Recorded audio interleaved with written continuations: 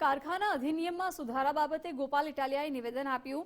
મજૂરોના કામના 8 કલાકની જગ્યાએ 12 કલાક કામ કરવાની મંજૂરી। ઔદ્યોગિક વિકાસ માટે કલાક વધારવામાં આવ્યા। ઉદ્યોગ વિભાગના એક પણ અધિકારી હાજર ન હતા। અધ્યક્ષે પણ મંત્રીનું ધ્યાન દોર્યું હોવાનું ગોપાલ ઇટાલિયાએ જણાવ્યું। મજૂરના કામના કલાક વધારાય તો તમામના કલાક વધારવાની માંગ। આપ પાર્ટી આ બિલનો સખત વિરોધ કરે છે તેવું જણાવ્યું। સરકારના વિધેયકમાં એવું લખ્યું હતું કે રાજ્યનો ઔદ્યોગિક વિકાસ કરવા, રાજ્યમાં મૂડીરોકાણ વધારવા અને રાજ્યનો વિકાસ કરવા માટે થઈને 8 માંથી 12 કલાક કરવામાં આવે છે।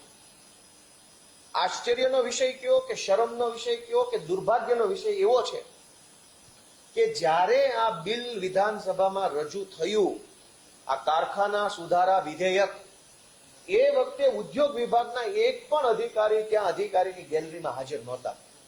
એ વાતનું માનનીય અધ્યક્ષશ્રીએ ધ્યાન દોર્યું મંત્રીશ્રીનું અને સંસદીય બાબતોના મંત્રીનું કે જે વિભાગનું બિલ રજૂ કરવામાં આવતું હોય એ વિભાગના અધિકારીઓએ ગેલેરીમાં બેસવું પડે। કઈ પ્રશ્ન આવે, કઈ સમસ્યા આવે, કઈ ઘટના બને તો જવાબ આપવા માટે। જે અધિકારીઓ ગેલેરીમાં 2 કલાક નથી બેસી શકતા ઉદ્યોગ વિભાગના, એ અધિકારીઓએ એવું નક્કી કર્યું કે મજૂર 12 કલાક કામ કરશે।